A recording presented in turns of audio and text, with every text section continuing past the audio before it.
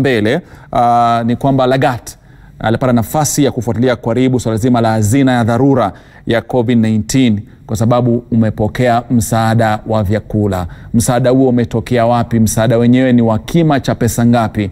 Kwako Lagat. Shukran sana Rashid.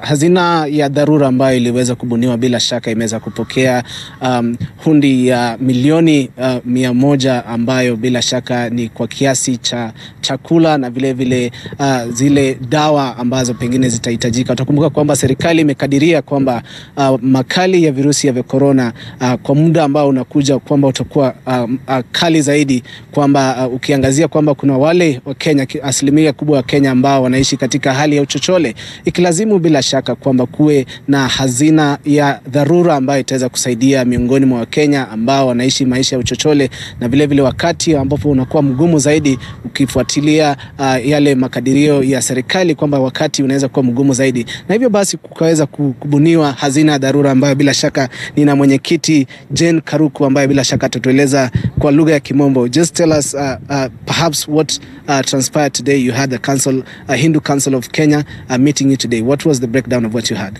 Yeah, thank you very much. Today we were receiving a donation of food from the Hindu Council of Kenya. They've been very generous and we are very grateful as a board. They've given us 100 million worth of food, which we shall distribute in coming weeks or months. You know, we are managing this thing. We don't know what will be of priority as we go on. It keeps morphing each day.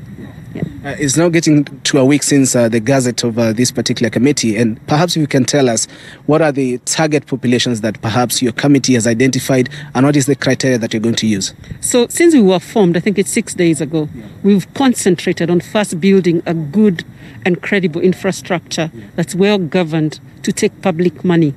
So we have, as a board, deliberated for many hours how we organize ourselves and brought on board PwC, Ernst & Young and Deloitte to help us manage these funds. And then at the same time, we have committees working on the two priorities we were given or mandated by His Excellency the President, which is the pillar on health and a pillar on livelihoods. So what we've received today will go towards the livelihoods pillar. But our plea to Kenyans is please contribute 10 shillings, 1,000, however God has endowed you, so that we can come together in the spirit of Harambee and help our fellow men in the country. The CS had actually pointed out that we should brace for tough times, of course, and perhaps this is one of the measures to ensure that at least we buffer particularly the most vulnerable in society. There are those Kenyans who perhaps would want to help to the cause of this goodwill. How can they reach you, and what are the infrastructures that you've laid out? What we are doing right now is collecting resources, because we were just started, we don't have resources. So our biggest priority today is to collect resources from well-wishers, so we can be ready for future, whatever that future holds for us, from either people who need medical or who need food, as it were. Thank you so much, Madam Jane. Rashid, bila shaka ni mwenyekiti wa hazina ya dharura, Madam Jane Karukuna, akitueleza tu jinsi ambavyo leo wameweza kupokea msaada wa shilingi milioni 100 kwa vyakula, na vile vile akisema kwamba wanakadiria kwamba kuna nyakati zinazokuja ambazo zinaweza kuwa ngumu zaidi, na kuwarai wa Kenya bila shaka kuweza kuungana mikono zaidi ili kuwezesha kwamba taifa linapokumbwa na changamoto zinazotokana na makali ya virusi vya COVID-19, wa Kenya waweze kuwa katika hali ya kuweza kupambana na makali yote yanaweza kutokea. Rashid.